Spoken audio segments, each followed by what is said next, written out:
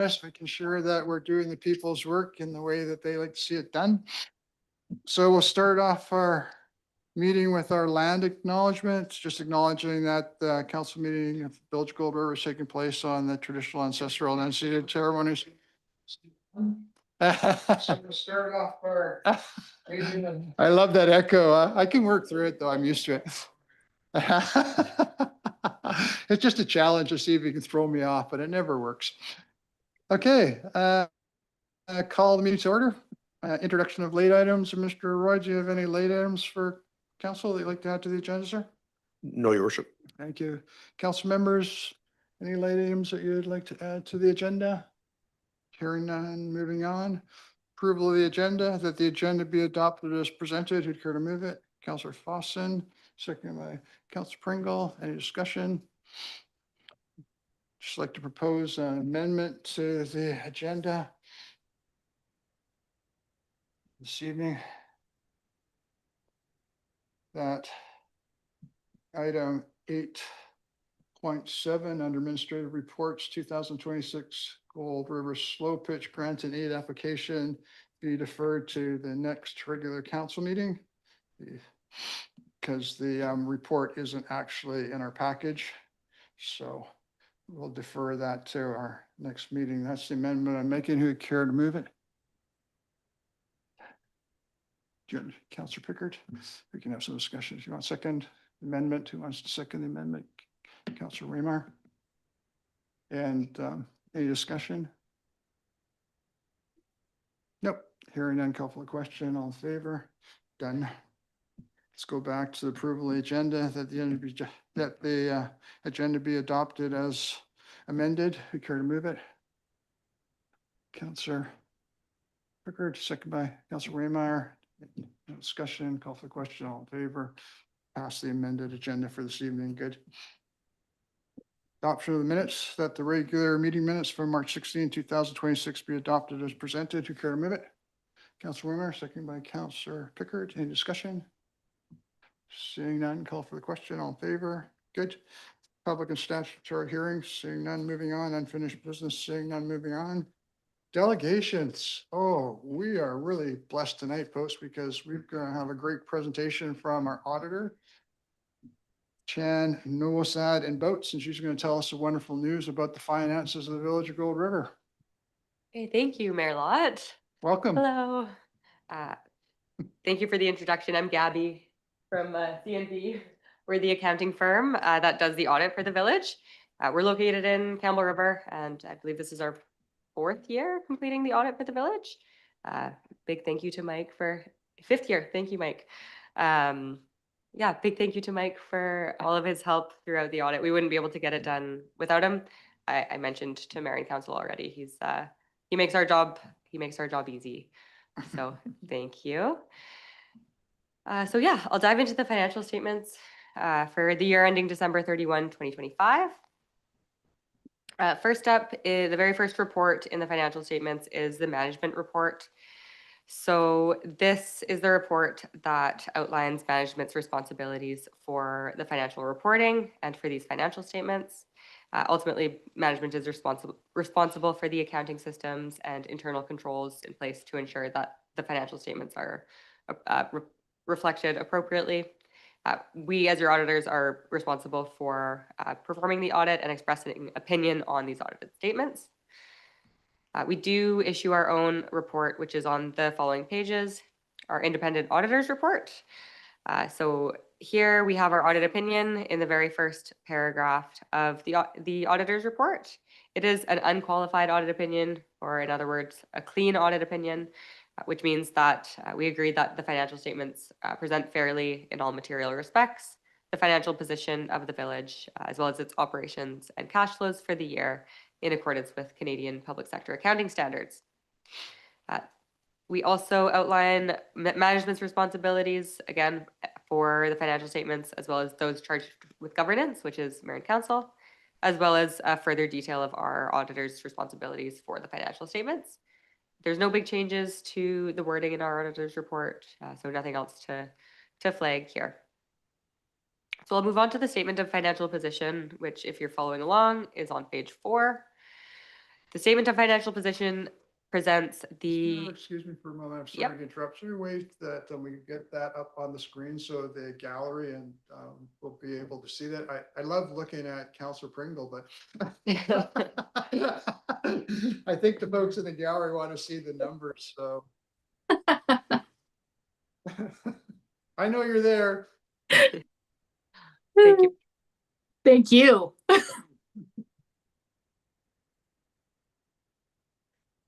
Here we go. Thank you, Mike. Perfect. Thank you.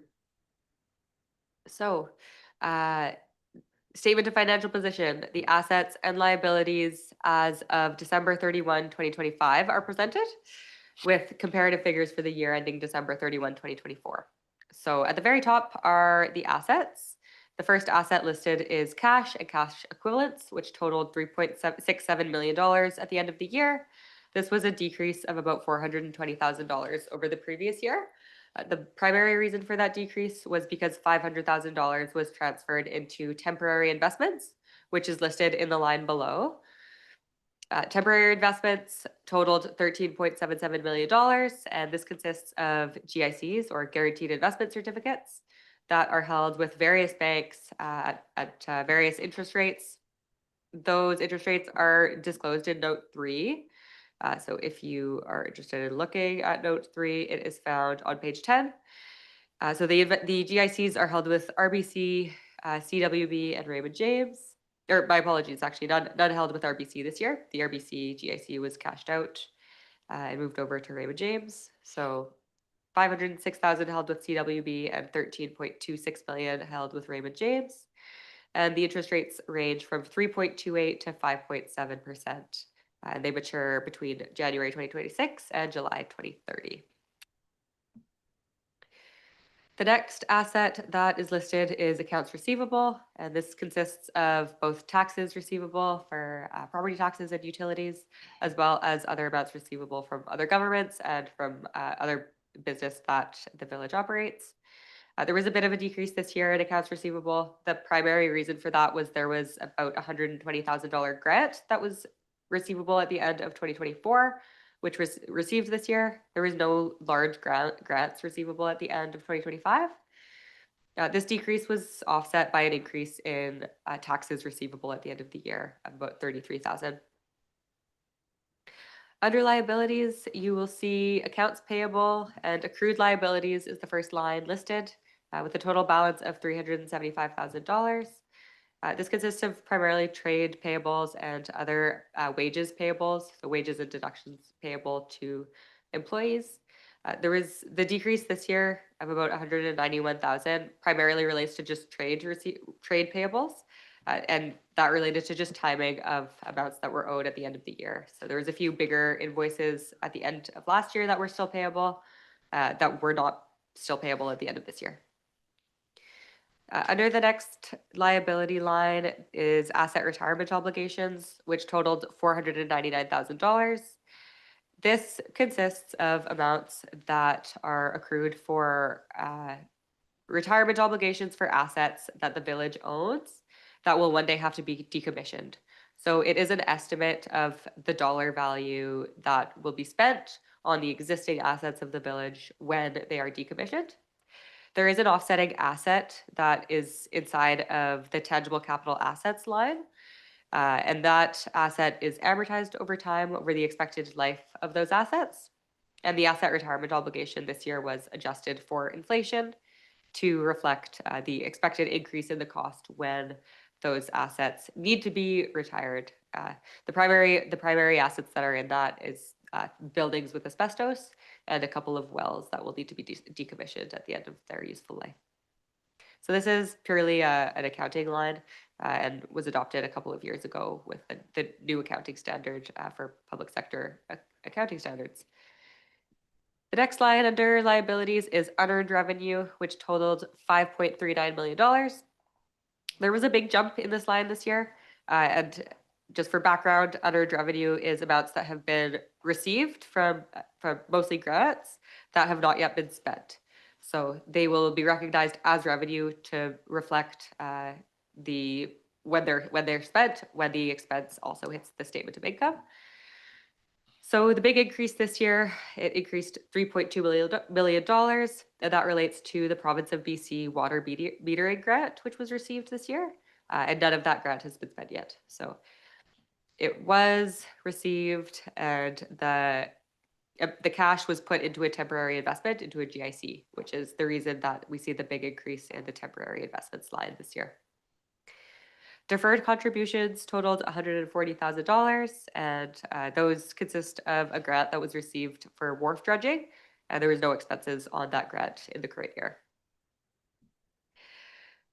The final item that I'll mention here on the statement of financial position is under tangible capital assets there, which had a balance of $13.6 million at the end of the year.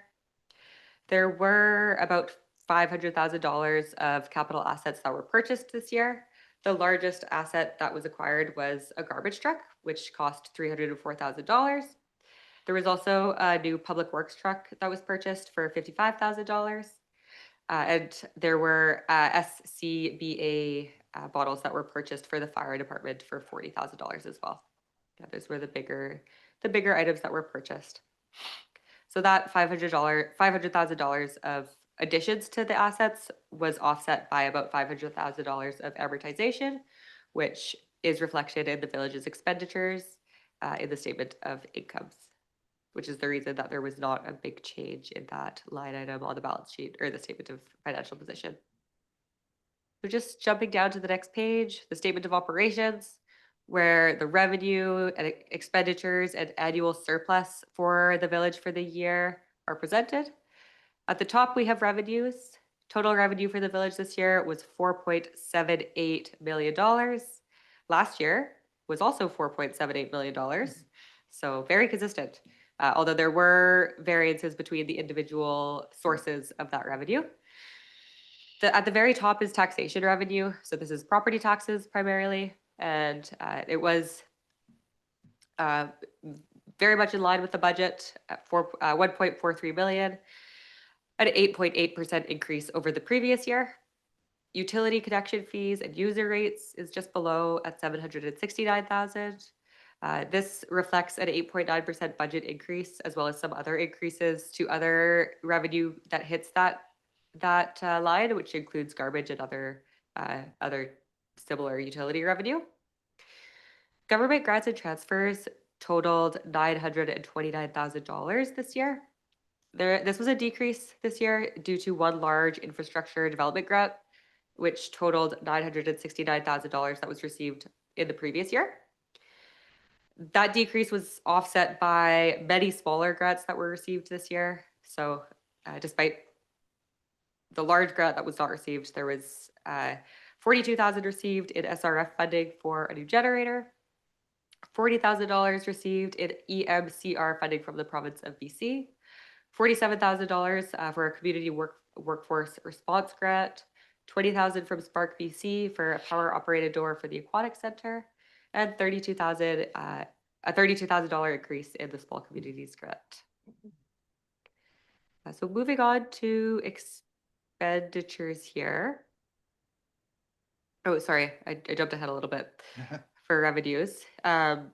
Sales of services were relatively consistent at about $800,000. Wharf services were down a little bit because of a larger amount that was received from the operator at the wharf that had a back payment relating to a previous year that was paid last year. So no such payment was received this year. Investment income totaled $613,000, and that consists of interest on the GICs that the village owns. And that is it for revenue. So moving down towards expenditures, total expenses this year were $4.5 million. That was an increase of about $300,000 over the previous year. The reason for that was that there was a few larger projects that were completed this year that were not completed in the previous year. The biggest one was the OCP and zoning bylaw project that was completed for $141,000. There was $58,000 spent on the economic development plan. There was also $50,000 in increases related to the wharf, which related to professional services for various inspections and assessments of the wharf. A water master plan was also completed for $50,000. And there was some additional maintenance done on the sewer this year, which totaled about $25,000. So those items contributed to that increase. And the net result of the revenue and expenditures for the year is an annual surplus of $250,000. So I'll jump down to the notes to the financial statements. There is no big changes in the accounting policies of the village this year, so no items to highlight there. I've provided some background on the majority of these notes as well. I'll touch on the accumulated surplus note if you go to page 13 there, Mike. The accumulated surplus is the amounts that the village has accumulated in effectively net surpluses over the many years that the village has existed. And you can see the unappropriated surplus, so the surplus that has not been allocated to reserves totals 1.9 million. And then the reserve funds totaled 5.66 million. And you can see the various funds that are included in that. These reserve funds are broken down further in Schedule 4. So Schedule 4 is found on page 23. There was $250,000 that was allocated in interest to the reserve funds. And then there was $376,000 spent out of the general capital reserve. And the biggest item in there is the garbage truck that was purchased. So you'll see the closing balance of the reserve funds grew by about $1.6 million this year with the transfers from the operating funds, as well as the interest and the net expenditures. I'm not going to highlight any other notes. There's no big items to highlight. Schedule 1, I've touched on the grants. This highlights the various grants that were received by the village this year. The largest consistent grant is the Small Communities Grant, which was $410,000 this year. It's based on the number of residents. Schedules 2 and 3 outline the revenues and expenditures by segment. And then schedules 5 and 6 outline the COVID-19 Safe Restart Grant and the Growing Communities Fund, which are both grants that were received in past years that are being carried forward to be spent in future years. And the village is required to report on these. So that's all I've got for the financial statements, but I'm happy to take any questions if there are any.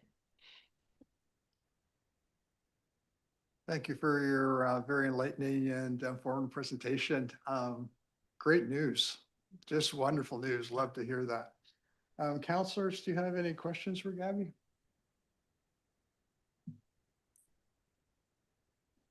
I kind of like to go to the bottom line because a lot of numbers are just confusing to me. I don't know about you guys, but you get all these numbers swirling around your head and it's trying to hard to understand them all. But what really resonates with me, Gabby, is when I look at what we have projected in our revenues and what we had budgeted for in expenditures, we had anticipated taking a hit of $468,867.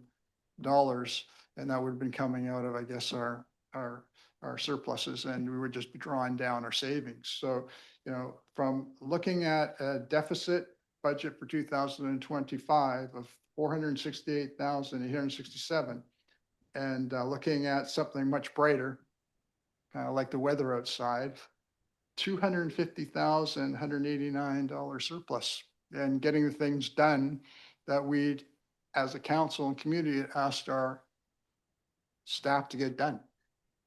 So that just lifts my spirit when I hear that. Yeah. When I hear that. Usually when I hear auditor reports, it's like, oh, but this Don't is say that. but this is great. This is a great news report, and I really thank you for sharing that with us, and thank you for everybody that contributed to giving us these numbers, because it just doesn't happen unless people really go out there and make an effort to try and find the best deals for us and try and find better ways of doing things, or try and be more efficient, or look at sacrificing and putting stuff in there. And so, yeah, there's a lot of people throughout the whole system that have worked to earn this for the community. So I'm very grateful of all those people's efforts. Absolutely. It's a reflection of management and a good financial management and good decisions being made at the highest level as well. So yeah, new grants to cover the various programs and new projects that occurred. And like you said, going and finding the best deals and ensuring that expenses aren't going above budget. Yeah, and hopefully next year, if you're coming to do our audit, you'll be looking at our 2026 budget, which calls for a balanced budget where the money that we're taking in is going to pay for the money going out. So rather than having a number like 468,867 deficit that we're thinking of taking out of our savings or our surpluses, we're going to have a balanced budget. We can pay to operate the village based on the revenues that we're going to be taking in. And we don't have to, we won't be jumping into our savings. And you folks know what it's like. You run down your savings. It's not too long before you're in real trouble once they finish, because then you're looking at making some hard decisions. So yeah, we're really grateful to be in that position. Absolutely. And like you said, we have a lot of work to do in our village too. There's about $9.2 million worth of capital projects that we're looking at, I think, next year. And we tasked our staff with going out there and hustling and finding every dollar they could and squeezing that grant application.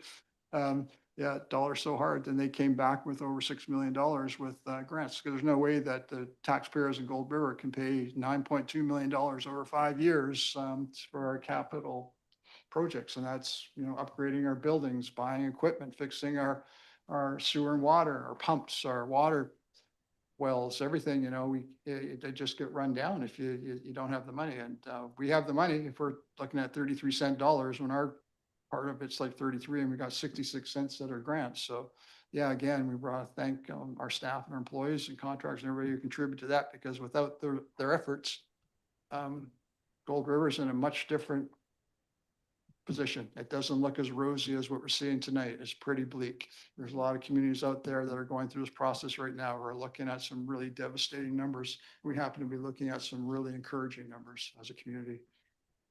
But we can do better. We still got room to grow. We got things to do. We certainly could use some investors coming in our community and starting some significant businesses and creating some jobs and taxes, but we'll work on that. We first had to get our own house in order before we could really get after that one, but that's the next one I want to get after. And that's more of a statement than a question. More of a soapbox than a question, but No Counselor, problem. if you have any questions for Gabby, now that I sucked up all the air out of the room. Counselor Pickard.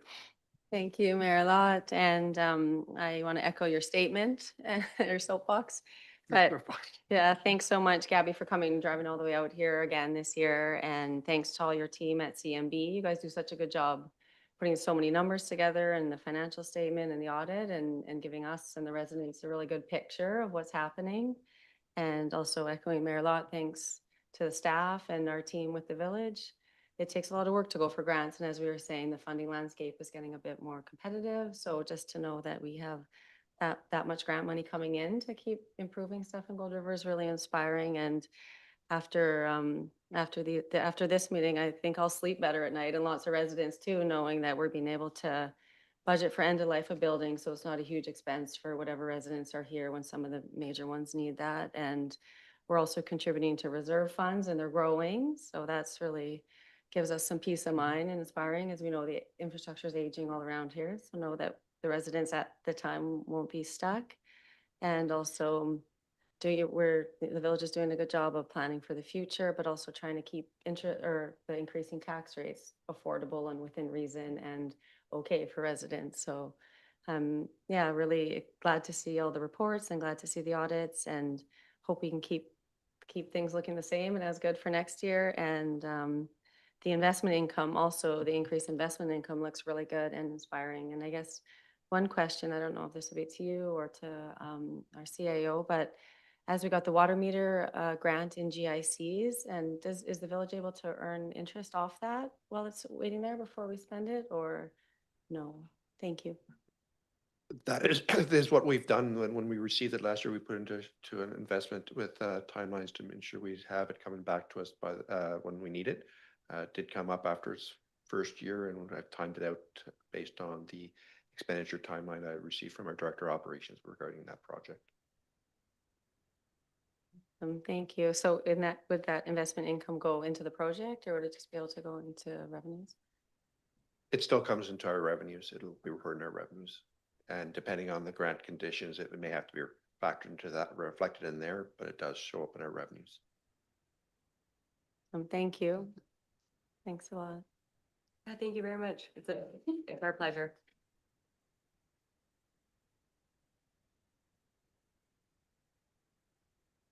Counselor Pringle, I can't really see you because you're behind the, the agenda. Do you have any questions that you'd like to present to Gabby before, before night to her and let her get home to her family?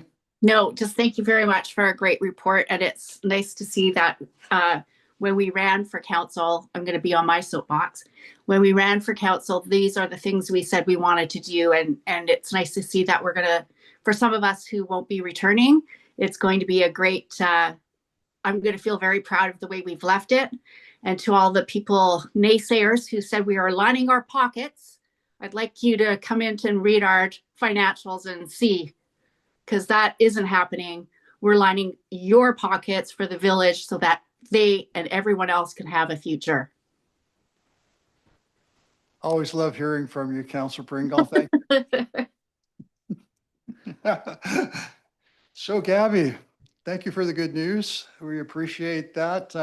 And also we appreciate your company and its professionalism and helping us understand some very complex, some complex thoughts, some concepts. So again, thank you for spending your evening with us. I know that you probably be love to be outside doing something in the sunshine rather than being with us. So we appreciate you coming here and sharing this this wonderful news with the Village of Gold River. Yeah, thanks for having me. You take care. Yeah, thank Good you very night. much. Thank you.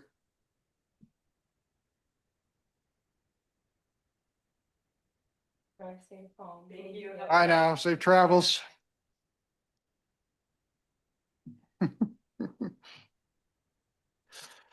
Administrative reports. 8.1, 2025 financial statements.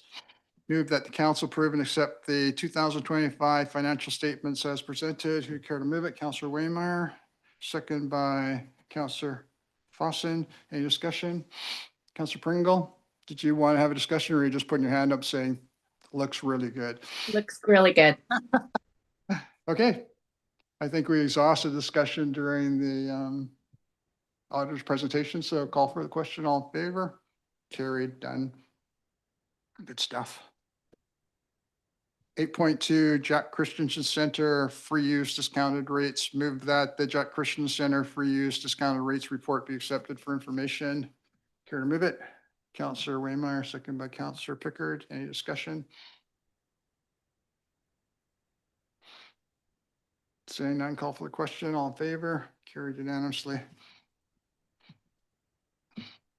Second part to that is that council approved the Gold River Food Network to rent a room and a boardroom at the Jack Christian Center for the agreed upon rent rate of $50 per month. Moved by Councillor Fossen, second by Councillor Pickard. Any discussion? Seeing none, call for the question. All in favor? Carried unanimously. Yeah, I'm liking this.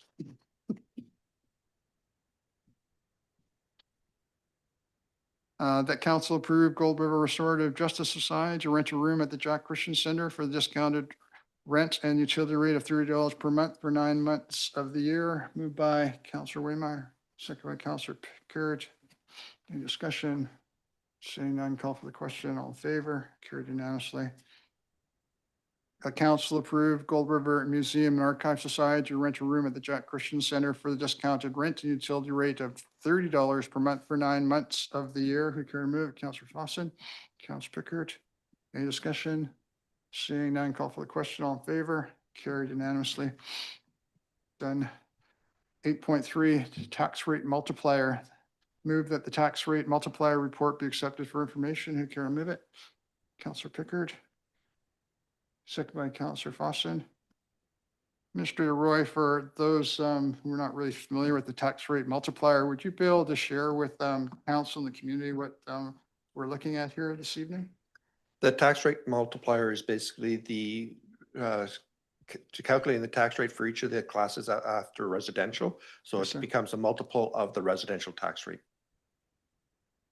Okay, and we're considering that we're looking at a managed forest for this evening. We've historically not had any managed forest within our community or in our budget. That's correct. For the first time this year, BC Assessment has classified some property within our boundaries as a managed forest.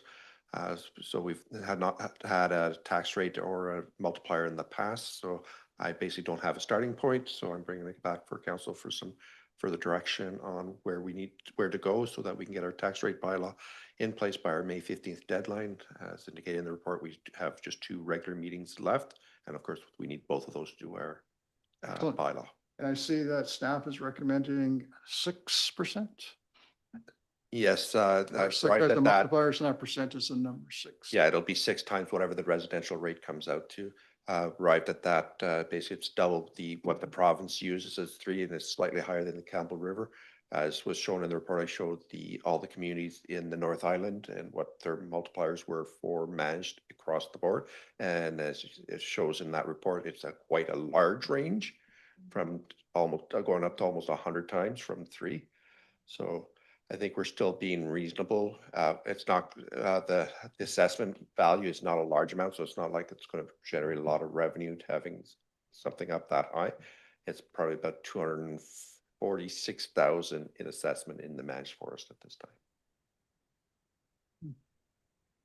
Okay. Any other questions, discussion? Councilor Pickard. The chair. Thanks for that further explanation, Administrator Roy. And what do you know for the assessed land that's now going to be in the new managed forest land class? What was that previously assessed at, and who's the owner? If I remember correctly, because it's been a couple of months since I looked at that, I was made aware of this back in when the assessments went out at the beginning of the year. I believe when I looked at it was previously classed as business, the property. Just so I could put that in a numerical concept, is that if we did go with the 6 as a multiplier for the managed forest, how much more taxes would that generate for the village on a yearly basis, CIO Roy? Oh boy, I'm trying to remember what the business class multiplier is. I think it might be a couple of thousand, not a lot, based on the multiplier of 6.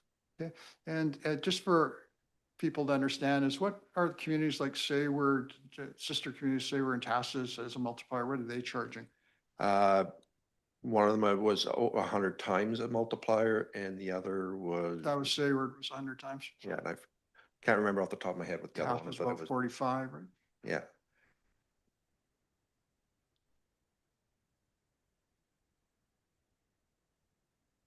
Councilor Waymire. Just looking at just while we have this all open, I'm just kind of looking at the other empty areas we have as far as our tax rates are concerned, including supportive housing and major industry. And it seems like quite a few communities are following the same sort of trend of having major industry and light industry be the same multiplier, and residential and supportive housing being the same multiplier. So, I mean, while we have this open, I think it would be really nice to do exactly that and tie this all up in case anything like this happens in the future, and go with one of those alternatives and seal those ones up as supportive housing equals residential and major industry equals light industry. Thank you, Councilor Waymire.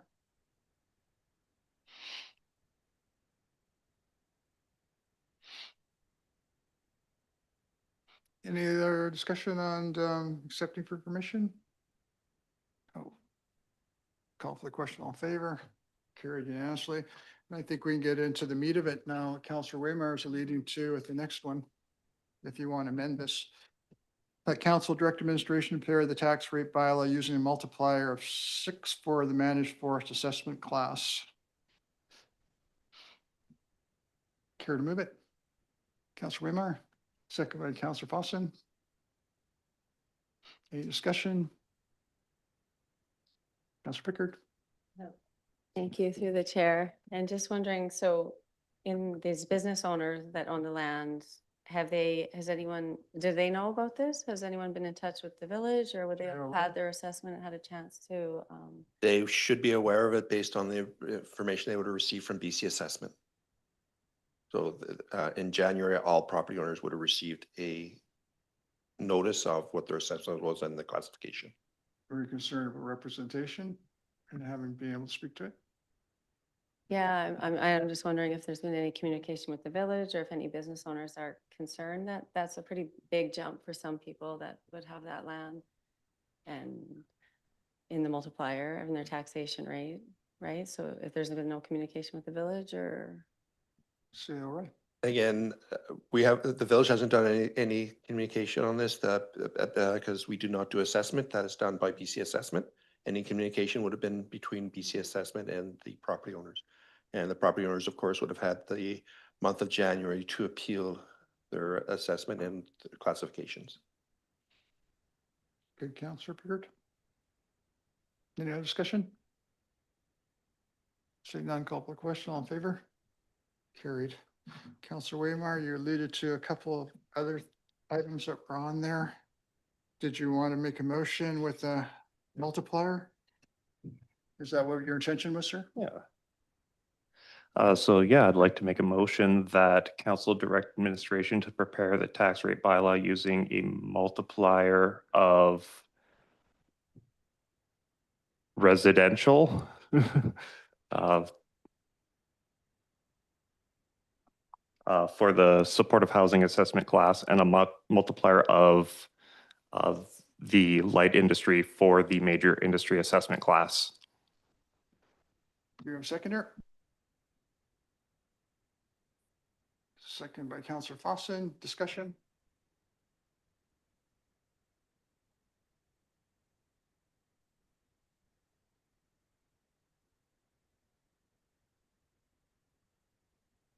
Administrator Roy, under major industries, do we have any major industry in Gold River that would apply to?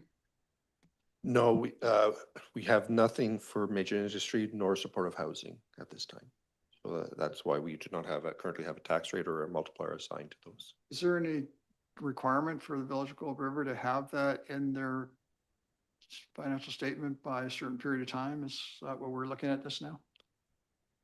There's no necessary requirement, as you can see from some of the other communities, that some of them don't have tax rates or multipliers for some of the classifications. The only issue could be if there was a supplementary assessment done that reclassified a property into one of those, and then we don't have a tax rate. But the likelihood of that is pretty remote at this stage, so. So it really affects nobody at this point in the Village of Gold River. That's correct. Thank you, sir. Good. Any other discussions? I'm good. Did you want to? Nope. Call for the question. All in favor? Counselor Waymar's motion is passed. Yeah. Right on. 8.4 ERP System Award. Move that the ERP System Award report be accepted for information. Who care to move it? Counselor Fossin, second by Counselor Waymar.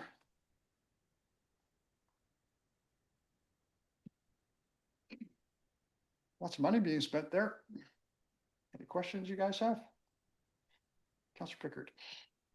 No, not a question, but thank you through the chair. Lots of money being spent, but glad to see it's through the COVID Restart Grant and way under budget. So I'll include the integration and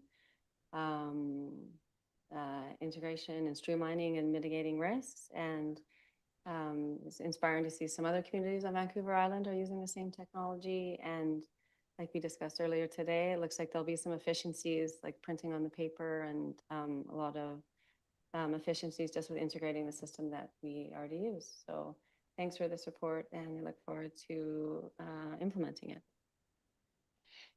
Thank you, Councilor Pickard. Any other questions? Any other discussion? What did we originally budget for that purchase? Director, excuse me, CAO Roy, I don't want to, yeah, 220,000. 220,000, so, okay. I like that. So you're spending a lot less than what was budgeted? Terrific. Does that provide you with everything that you need, sir? Yes, and it will provide us some systems that we don't currently have that we're doing in spreadsheets. It's great. Okay, that's what I like to see. Getting more for less rather than less for less. Any other discussion? Call for the question, all in favor? Carried unanimously. Good. 2026 election. Sorry, Your Worship, that was receiving for information. I do need the Oh, we need one that I that. have on the screen. Oh, okay, you got another one then? Right on. Okay.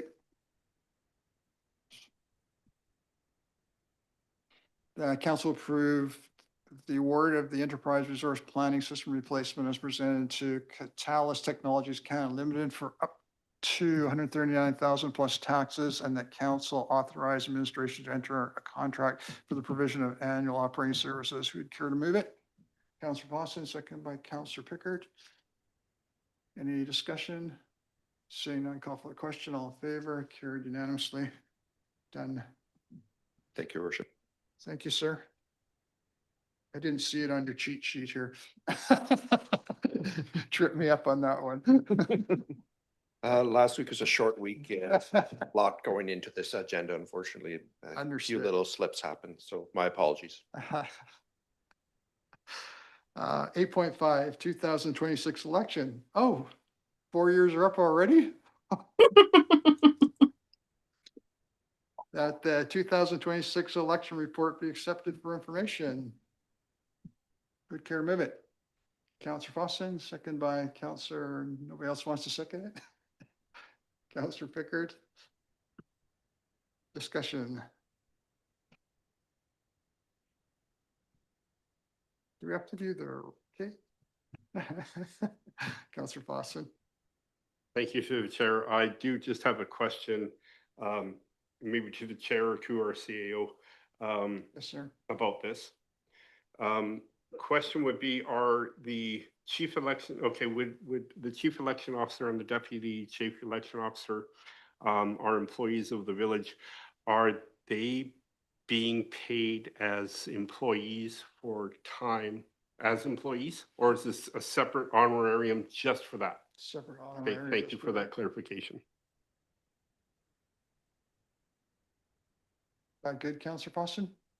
You're finished? Thank you. I think that was the end of my question. Thank you, sir. Councillor Pickard. Thank you through the chair, and thanks, Councillor Fossin, for bringing that up. I wanted to maybe elaborate on that a little bit more and just recognize that all the residents are coming out to volunteer and the kids are volunteering. So we have staff during the week and then staff on the weekend. So does staff actually need another honorarium to do the volunteer day, or can they do the maps during their work time and volunteer with the rest of the community? Or do we need to do an honorarium of pay from staff? Is there a question in Thank you. there? Are we on, what are we talking about? Talking about the honorarium. Oh, for the thing, election thing. Okay, next thing, never mind, sorry. Oh, okay. Sorry, think thank you. I think that's the next one that we go into. thought that's the next honorarium. Just for information. I thought I glitched, sorry. I did, but this honorarium, I'm okay with. Any other discussion? We're on receipt. All in favor? Received it. That council appoints Michael Roy as the chief election officer and Carrie McPherson as the deputy chief election officer. And that, it goes on. And that the chief election officer and the deputy chief election officer receive an honorarium amount of $1,200 and to offer an honorarium amount of $500 for up to 2 election workers. Second. Did anybody move it yet? Counselor Fawcett and second by Counselor Pringle. You got a nice neck there, Counselor Pringle. That's about all I can see of you. There you are. Any discussion? Anybody have a problem from raising the $1,000 to 1,200 or the 400 to 500 after 10 to, how many years was that? At least since I've been here, I think. I don't have a problem with that. It's just a catch up. Okay. Any discussion? Call for the question. All in favor? Carried. Earth Day, 8.6. Let the report from the Director of Operations be received. Who care to move it? Councilor Wimmer, second by Councilor Pickard. Any discussion?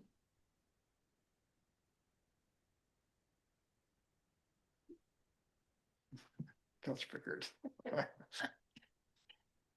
First of all, thanks to the chair and thanks Director of Operations for you and your team putting this together. I know it's a really big highlight for the community, and my few kids and the kids I know are really excited and they look forward to it and feel really proud, and sometimes kind of sad to see what our residents do with littering and garbage, and that kids have to clean it up. But I know it's a big learning lesson for kids and a really big event that brings everybody together to feel good about our community. And before tourist season in summer, I think it really improves the look of some of the areas. And as I glitched before in the last honorarium, I'm just wondering if we need to do an honorarium for staff, as our staff all have their jobs and get paid and they're printing off some maps and maybe at extra time, but the whole community is volunteering for it too. So wondering if that's necessary for them to be paid. Thank you. Thank you, Councilor Pickard.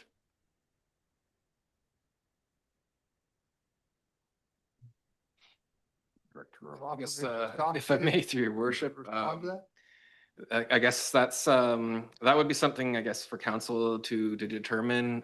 There has been staff volunteer time kind of in the evenings and their own time in preparation for this. I should mention that this has been an event that's been organized by staff for a number of years, probably at least 5 or 6 years, and possibly going back before then, but at least the current staff have been kind of putting this together, and it's been going on for some time. It falls into a category, operational expenses similar to sundry expenses that, normally there's like an in and an out. And in this particular instance, it's kind of a community program that's been being implemented, but hasn't really been discussed with council. So we're bringing it here today to kind of have that conversation, make council aware that there is a small amount of money that's been spent on it.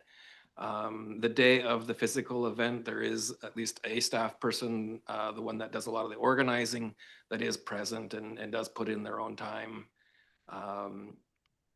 So my recommendation would be that we pay the individual for that day's work. It's about 4 hours of time. But yeah, it is a community program. It kind of fits within the strategic priorities identified. There is some soft costs like the pool passes. And again, like we've never disclosed that. I think it reared its head in 2024.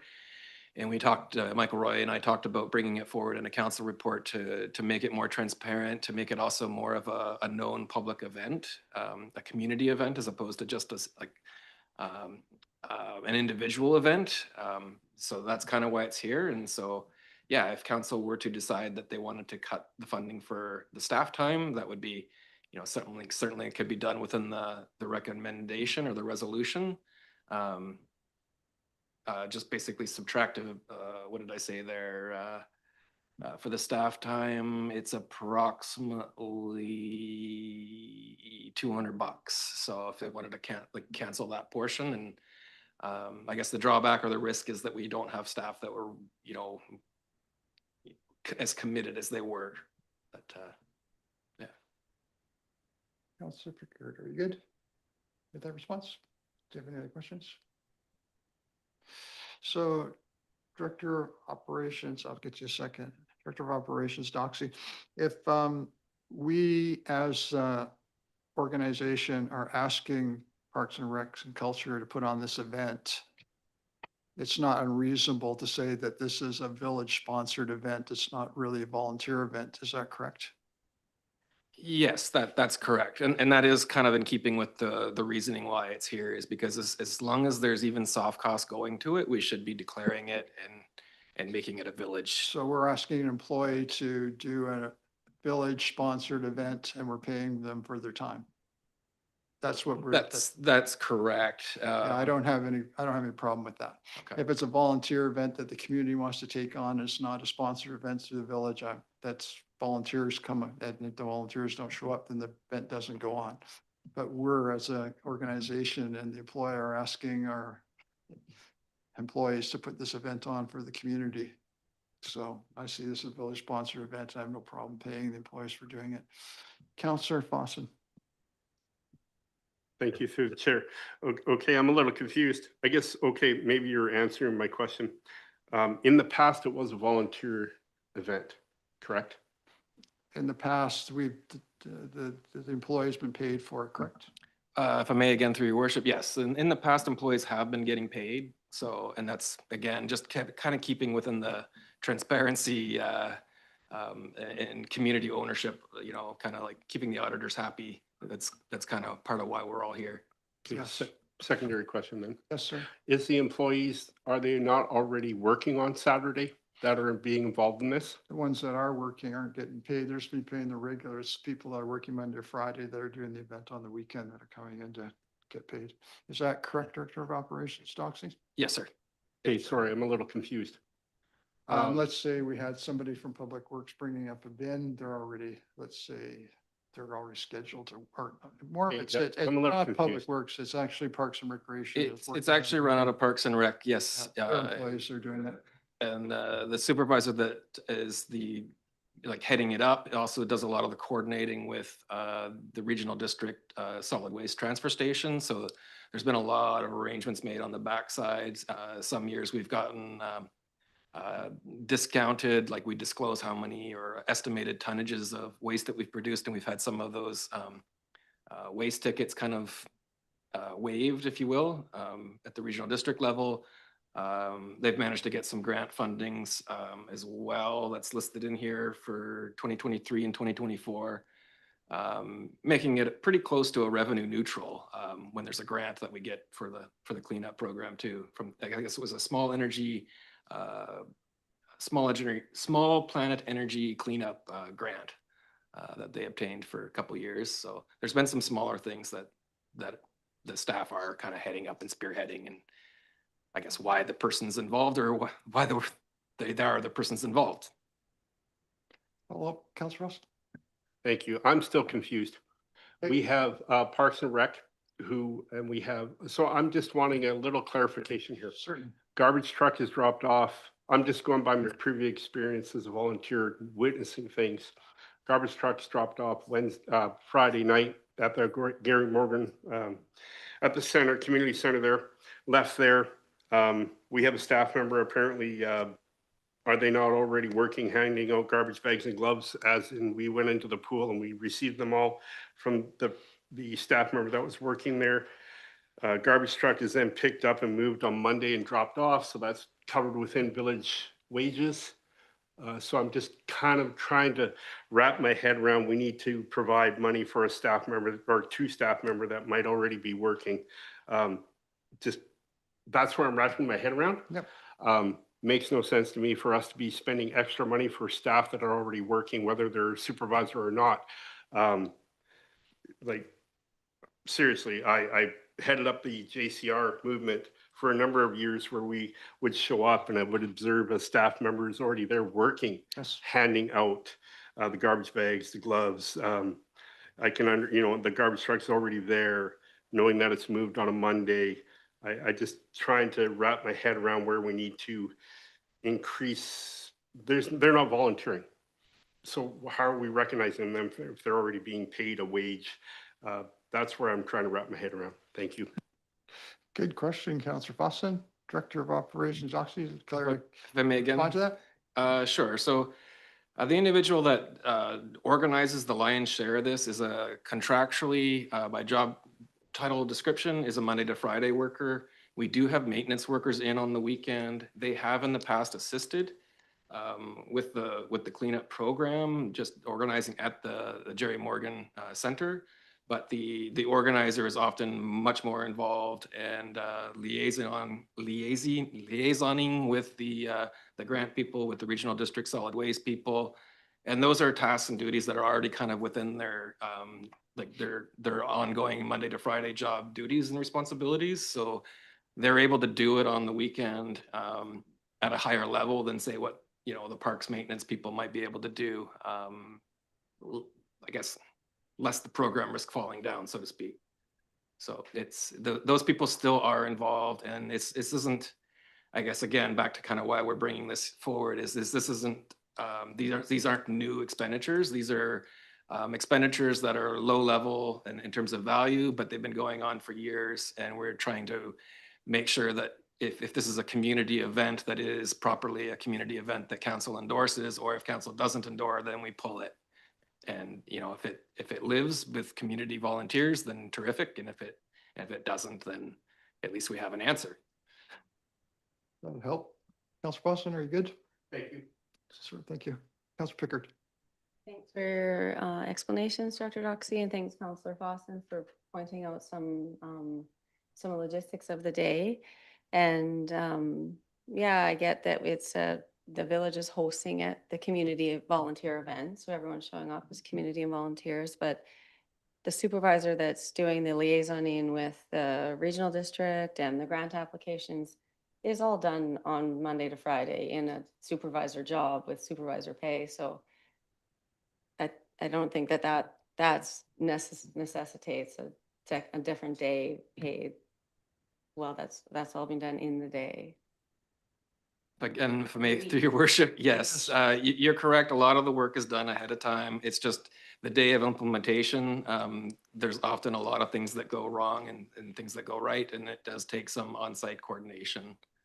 So it's just efficient sometimes to keep the same person involved as opposed to trying to hand it off and then have somebody that doesn't have necessarily the same drive, the interest, you know, the same, the background, the conversations with, you know, people at the solid waste, with the regional district, people with the grants. It's just nice to be able to have that all kind of in-house available on the day of to answer questions. Follow-up question, Councilor Pickard? Yeah, one small one, thank you. Yep. And is there lots of communication on that day, the day of, with the solid waste management team? Not necessarily the day of, but Okay. they've had the telephone conversations Monday to Friday. They've had the email correspondence Monday to Friday. And so there's a lot of information just held internally, either on the access via their telephone or smartphone access to their email, or just the mental notes that they've had in conversations back and forth over the weeks prior. So it's just things that are difficult to disclose and put into a to-do list for somebody that is maybe not having the same vested interest.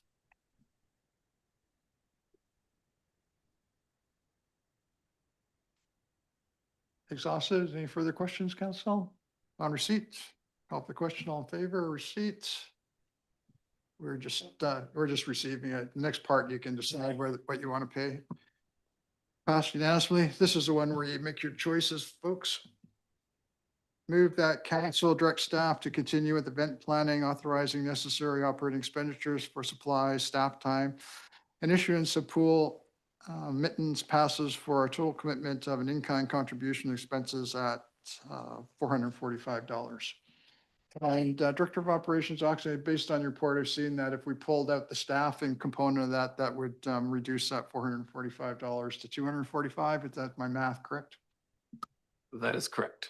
Okay, and then the event might not go ahead anyways because we don't have anybody there organizing or running it. Okay, thank you, sir. Do we need to discuss it anymore? I think we all kind of understand what's going on. We got to move. Second. Oh, yeah, that's right. Our guys, I got ahead of myself. Moved and second by and discussion. Yeah, Thank you. I have a question, Mayor. Go ahead, Councilor Pringle. I'm sorry, I missed, this is obviously not a union member who is working on the Saturday? It's a supervisory position. Is that what I heard? It's a union position. It's a union position. Yep. Okay, thank you. You're welcome. Councilor Romero.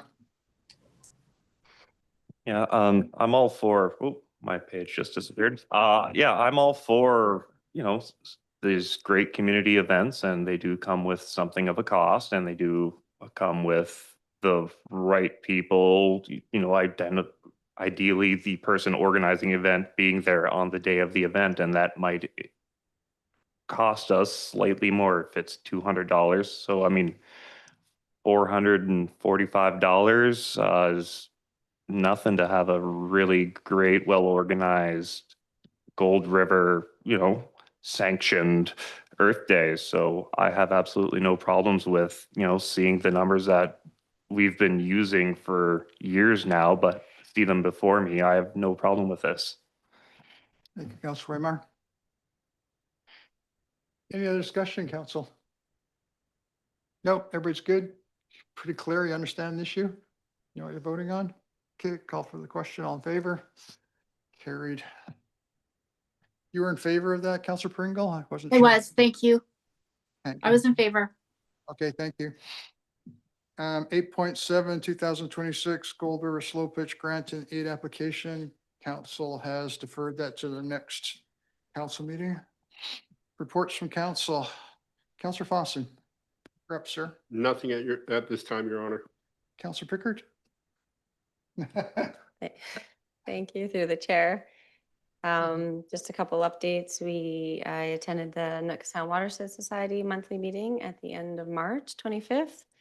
And just waiting to hear for some grants coming in there. And just the one big news that the BC Salmon Restoration and Innovation Fund closed March 31st, 2026. So big fund for habitat restoration and salmon.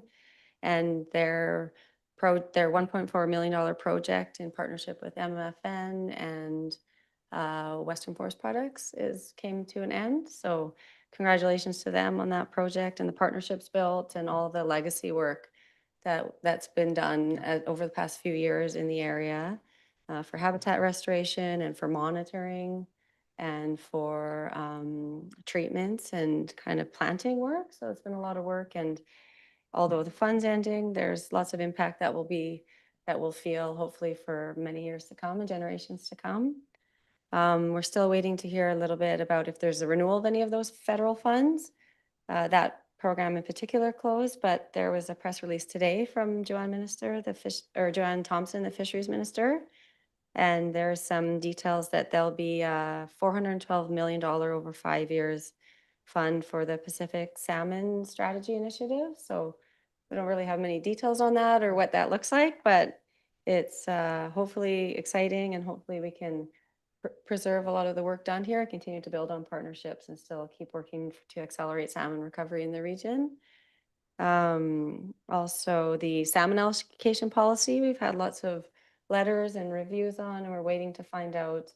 That review period was also March 31st was supposed to be done. So we're kind of waiting for all the engagement to come in, and Joanne Thompson again has her plate full in Ottawa, and she's reviewing that and kind of determining allocation and what that looks like. So we'll stay updated on that, and hopefully things stay good and fair for all residents. And the fisheries Area 25 meetings will kind of start soon. That will determine harvest and what that looks like in numbers. So that our mushlet fishery was closed last year due to low expected returns. So hopefully that's open again this year for all residents, and we can prioritize conservation and fair harvesting for all residents. And then I attended a meeting last week on the mushlet dock, and it's with stakeholders, some stakeholder groups that use it, the DFO and Explore Nootka, MMFN, and Rec Sites BC, and then all the rec users, the residents. And that's still in conversation, in the works. And the dock is looking like it needs to be decommissioned, but with not so much money in the provincial budget for them to rebuild the infrastructure. We're looking at just different fundraising strategies and maybe some community fundraising and maybe Rec Sites BC is going to try to do an application for some funds. And we're looking at with MFN with their tourism, if we can kind of work on some funds, and I'll maybe bring it up to the our tripartite meeting, because all the user groups involved will be there. But yeah, it's a really meaningful and valuable asset for the community and residents and visitors. But the ownership and finding funding to build the infrastructure is a bit challenging. So we'll look for some funding alternatives there.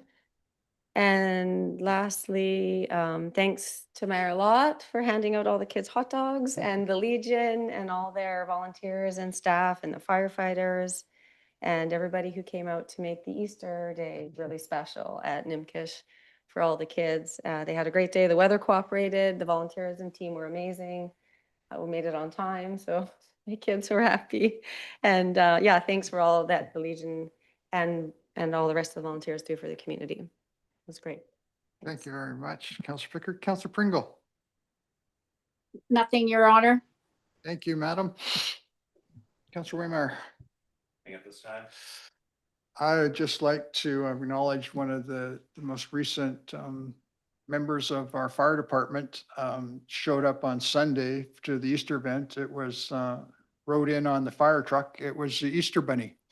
So it was kind of nice to see the Easter Bunny show up with our firefighters who had already contributed by helping set up the event and cleaning up. So thank you very much for, of course, the Legion for the remarkable work they do in putting that event together for the community, and mostly our kids and families, and our own very own firefighters for showing up in large numbers to help out with the event. So I really appreciated that.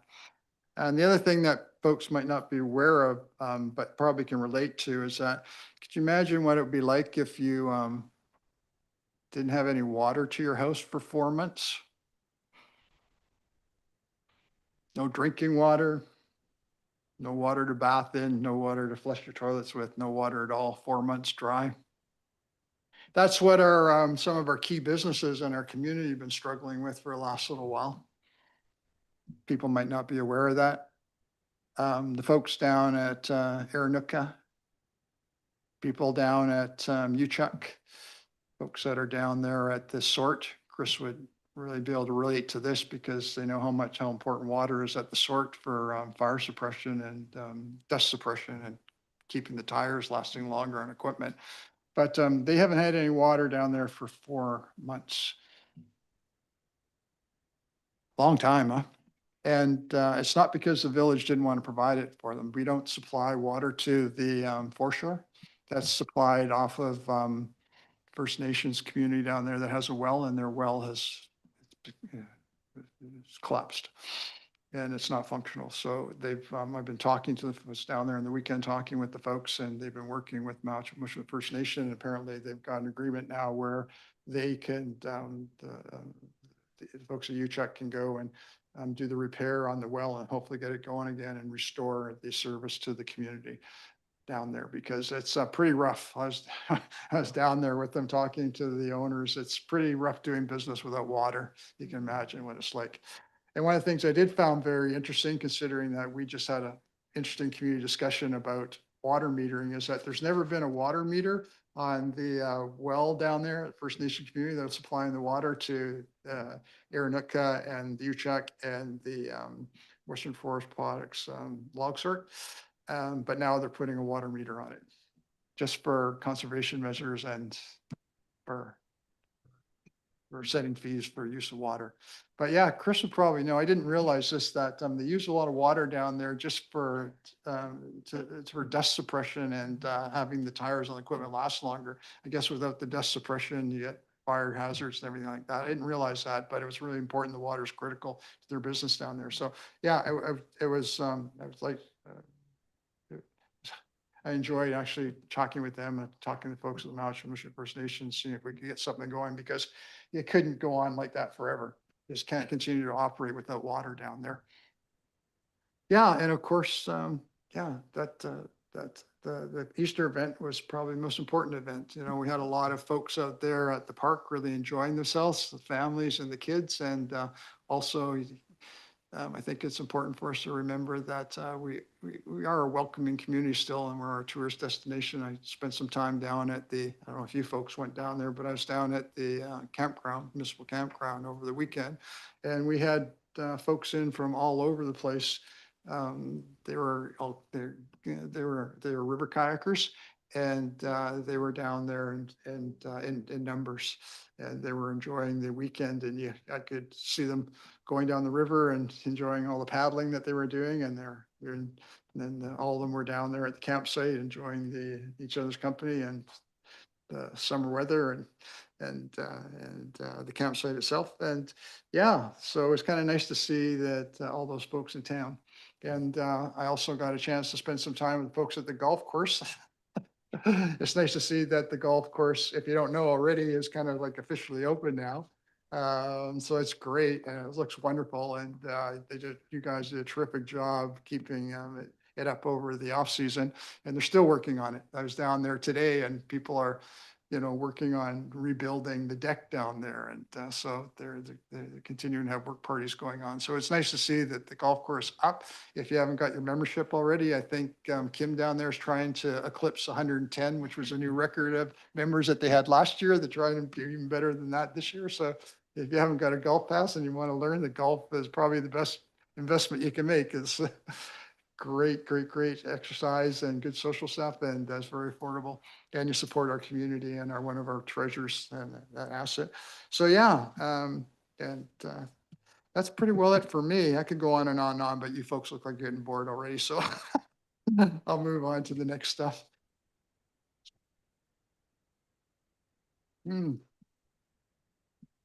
So information items. There we are. 10-1, 2025 Gold River Slow Pitch Report.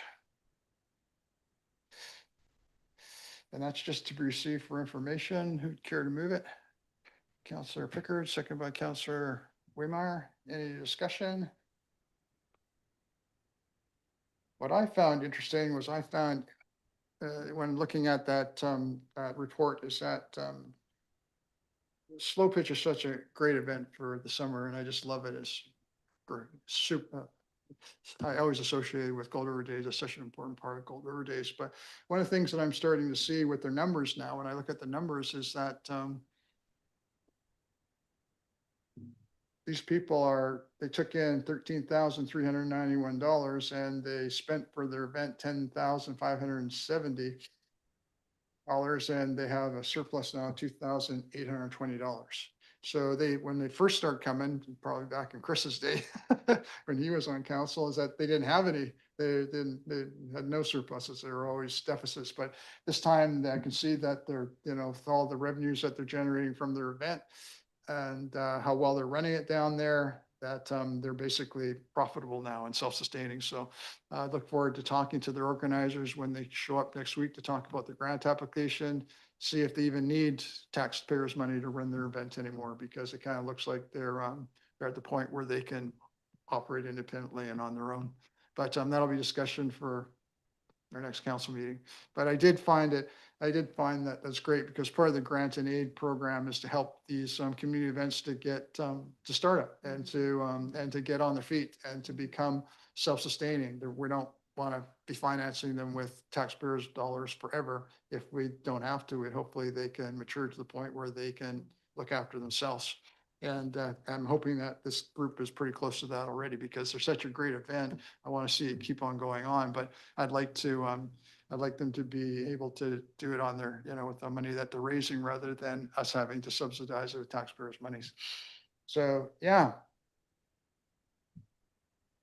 Anything else that you guys want to observe about that? Because it's just basically receiving this thing for information. Councillor Pickard.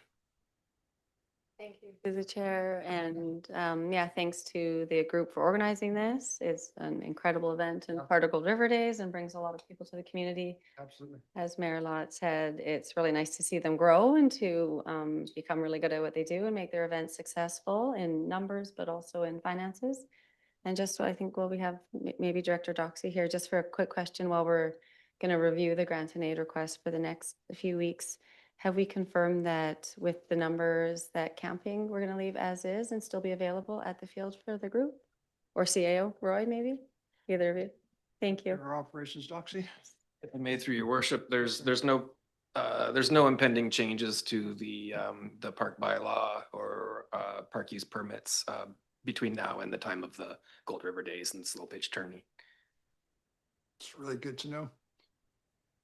Yeah, that's great. Thanks for the clarification. That helps with just planning and decisions. And then just one more question too on the expense item, which I'm sure will be the same of what the group's asking for this year, is the Village of Gold River facilities, 1850.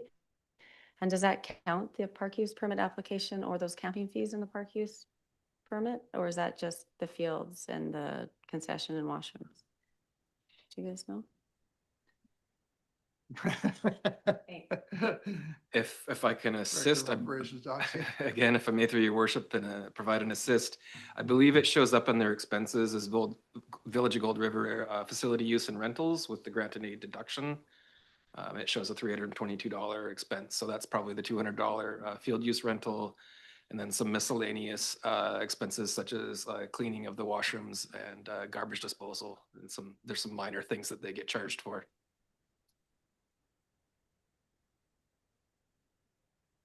So if I can, Yeah, that's it. they've been paying full fee for service for the uses of our facilities. Just the facilities, the field, and the camping at whatever, Yeah. 25 a site or for the sites. Okay. Yeah. Awesome. Thank you.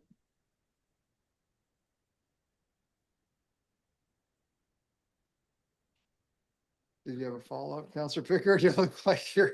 And so the Yeah, you follow-up is trigger- all the trigger there. camping, the fees, the fields, the concession, the washrooms, and all the camping fees have been given as grant and aids in the past in this $1,800. Operations, Doxy. If I may, through your worship, it's difficult to say because it's a grant and aid application. So council has given them a grant or a gift in aid to support the event and the total cost of the event. It's not necessarily directly going to offset the cost. They pay our costs and they pay our rentals as kind of a separate undertaking, and then it shows up as an in and out or in terms of the finance system. So It's not a specific in kind, is it, sir? Like, we figure out what the value of their usage is and then for rentals and that's what the number is? Anything that they get from us, they're billed for it in its entirety, and then they get provided the grant and aid amount on off of whatever the bill is for whatever services they were charged. yeah, they if I may just support that, they get an estimate ahead of time. This is when it's going to be. This is how many days. This is the facilities we want to rent. We give them an estimate, and then they use that to populate the grant and aid application. Can't speak. And then if there's any variation on the expenses, they're charged with eating that, and then they get the grant and aid. So it's effectively kind of a clean in and a clean out. So. Follow-up question? Yeah, so I guess then, so for 228 ball players, I think mostly camping and renting the facilities and the washrooms for the weekend, the 1850 is quite reasonable for the village charges.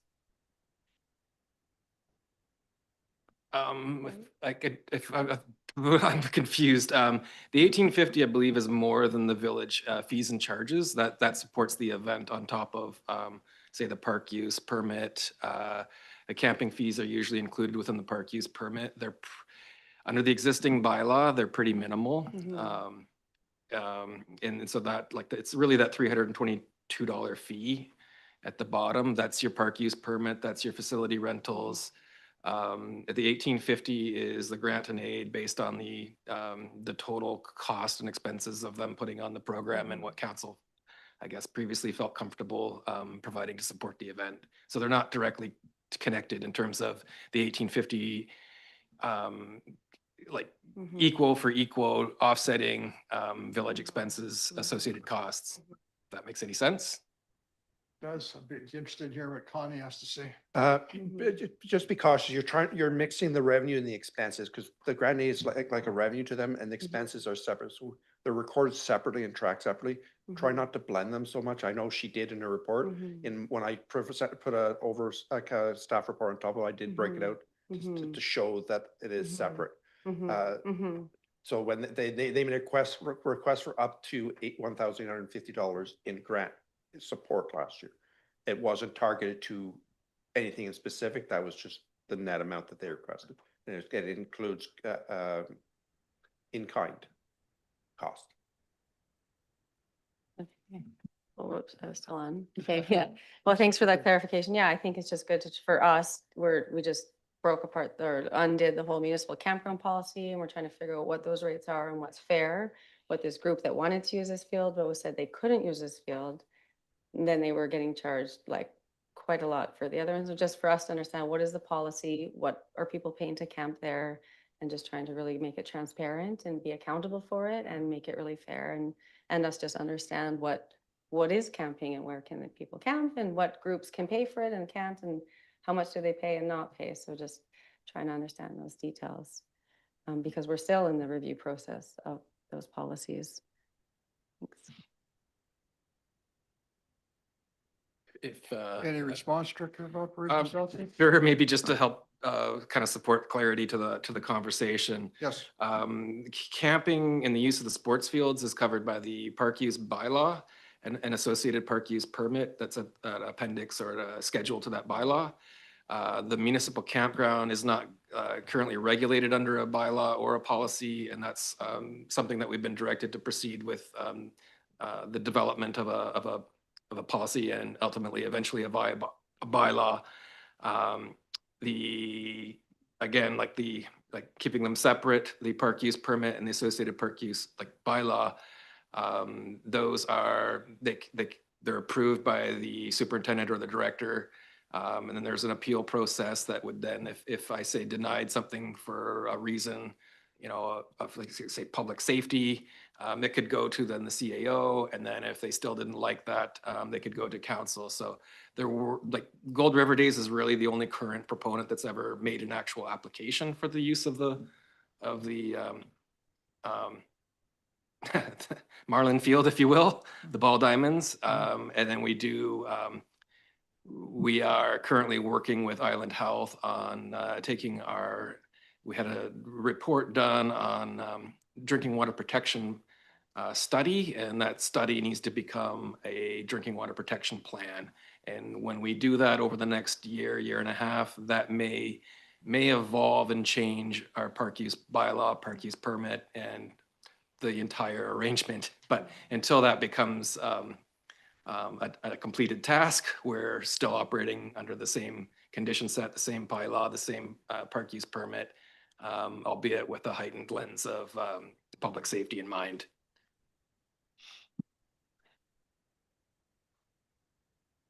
Good. I understand. Thank you. Any other questions? Still on receipt. Cool. Call for the question. All in favor, receipt. Done. Work in progress. 10.2. Move that council receive the work in progress for information. Moved by Councillor Fossin, second by Councillor Waymire. Any discussion? Seeing none, call for the Councillor Waymire. Just one thing that's stood out to me is the revitalization tax exemptions has an update on April 7th agenda. Is that going to be on April 21st? Through your worship, yes, unfortunately, I ran out of time with being a short week last week and the number of reports. I just ran out of time completing that one to be on this agenda, even though I did have it planned in the work in progress. Boy, you're a keener. Thank you, Councillor Waymire. Any other discussion? Call for the question. All in favor? Done. Report of committees, seeing none. Bylaws, none. Correspondence, council received the correspondence. Moved by Councillor Waymire, second by Councillor Pickert.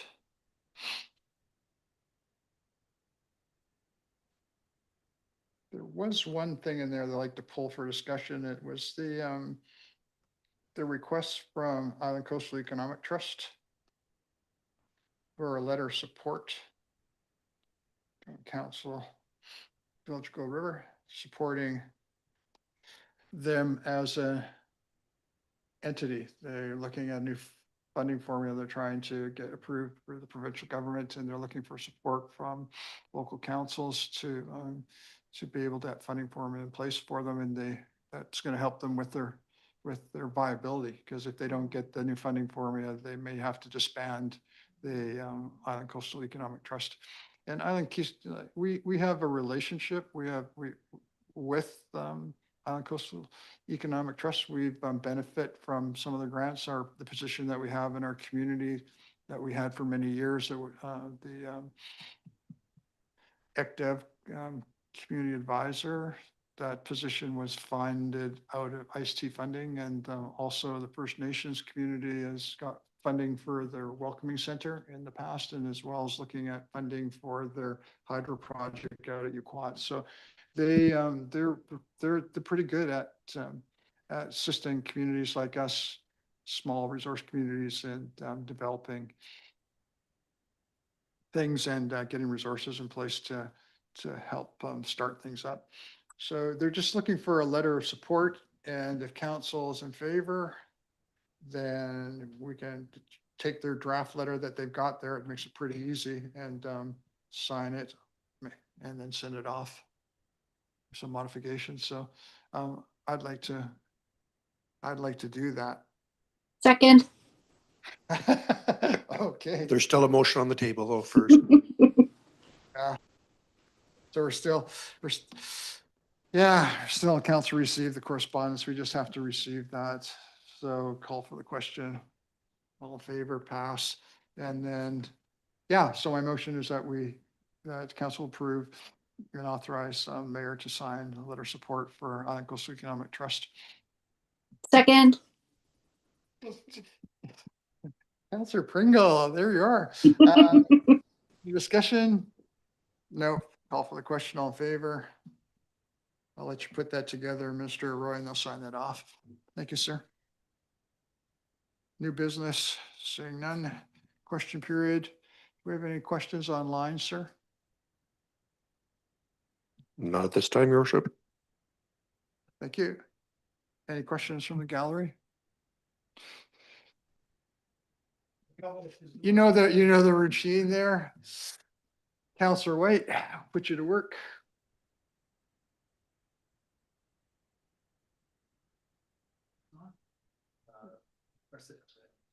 Okay. Chris White, 507 Golden Hind Place. Good evening, sir. Good evening. So I'm surprised about the water to the dock.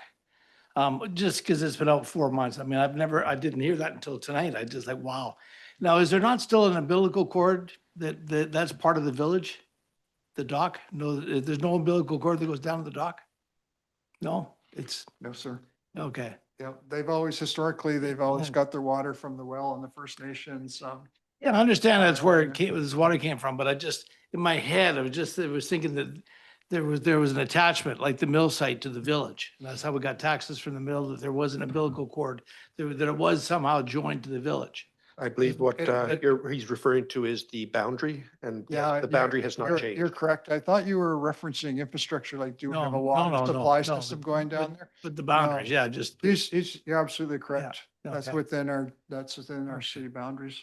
because I did like 4 months of the water, just like, Yeah. I just like, wow. Okay, And anyway, so I just, When I Yeah. talked to them originally, we don't have the ability to, run a line down there like. no, 12 kilometers of of course line down not. there and service them, but they No. were always welcome to come into the village and Right. to access water, and they've been doing that and taking it Right, down there, right. trucking it down there. Yeah, no, just.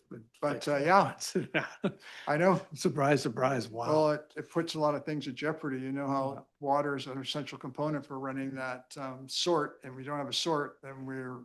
that's gonna Water, bottleneck there them. was so We much don't- water huge through amount. there. It's a problem. And the businesses, the Air Nook and the Uchuk, yeah, just like water is key. Absolutely critical. So I'm hoping that, at this point, they've got an agreement and they're initiating repairs, and hopefully that goes well for them. Okay, thank you. Do you have a question? Oh, Councilor Pickard. Thank you, through the chair. Just also thanks for bringing that up. I didn't know also too. So that's crazy to think about that. in 4 this months. Day and age, Yeah, but like- just for information too, I think it was 3 years ago, there's the REDIP grant, so Rural Economic Diversification and Infrastructure Program at council unanimously was supportive of a proposal with a proponent to get the well on West Coast Marine Terminal sites to potable water, so resurfaced or revamped. And it was unfortunately that proponent changed their mind or pulled out, but Yeah. maybe it's something we need to look at because it was to help all businesses that Right. potential and current. So maybe it's just something to have on our radar too, that can have a big impact. And lucky it wasn't in tourist season. Well, yeah, like, cause which is just starting, right? So Mhm. anyway, thanks, Councilor Pickard. And if you just found out tonight, so when did the village find out? Like, was it 4 months ago or just the other day or like, Well, how does that work? Just by me going down and visiting them, Just just visiting. asking how things are going, and they brought Okay. it to Well, my somebody- attention, right, because you talk to Sean or Scott down Right. there, and it's just like, tailgate stuff, right? And Right, I was right, asking how yeah. their business go, I kind of keep on finger on the pulse down there, and they said, this is what we're looking at. Right. And I, said I'd help out problem, I'd facilitate if I could talk to the Mountain First Nations folks, or if we could do something for the village, like just getting access to potable water, they could truck it Exactly. down there and store it. So, Yeah. yeah, but they're pretty self-sufficient group. They, Oh, yeah, they're said cleaner, that, for sure. if we need you, we'll let you know. Yeah. Anyway, enough on that. Thank you. But the next thing was the campground, right? So I understand there's a bylaw that's going to be in place pretty soon. And at what point is our campground, our Gold River campground information going to be posted for the public to have access to? Just because summer's almost here, weather's getting great. And, Is it open right now? Is that your question? well, it just is access to the information. If somebody wanted to look up, is it on the Gold River website? Like the campground, $25 a night. Like I understand the rates are going to be the same as they've always been. But can Joe Public look on the internet right now at the Gold River campsite and get that information and know how much it is? I'd say it's a work in progress. Work in progress, okay. Which I understand, but is it just, the next question is, when will that be available? Like, is it gonna be a May thing or a June thing or a July thing or who knows, or who's, I'm anyway, just curious. hoping that our Director of Operations will be able to have that available for us in May, Okay, good. by the beginning of May. Thank you. Just to move it along, right? Because it's our only campground, right? I agree with you. Thank you. And Thank you. when you're seeing how many visitors we had to our community this week, I don't know if you made it down to the campground, but No. there was a lot of folks from all over No. Vancouver Island, British Columbia that were in Gold River enjoying our Our campground. paddling. Yeah, Yeah. they were coming here for the river kayaking, Yeah. but they were all down there partying and Yeah. enjoying themselves Right on.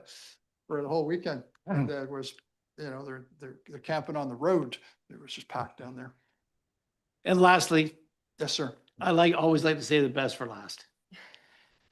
The budget, the auditor report, fantastic. I'm so pleased with the numbers and how you guys have done. Like, it's like hallelujah, Yeah. hallelujah, good work. I mean, Well- saving us the money and coming up with numbers like that. You guys are doing a great job. I'm very, very pleased. And I've always felt that Gold River had nothing but a bright future, right? It's just handling the money and dealing with that money so carefully. And you guys are doing a great job. So hats I- off to you and thanks. Thanks. And I'd also like to, just do a shout out to all the previous councils and the generations before us, because they're the folks that did all the hard work during the good time and had the foresight to be able to build up those reserves for us and those surpluses for us.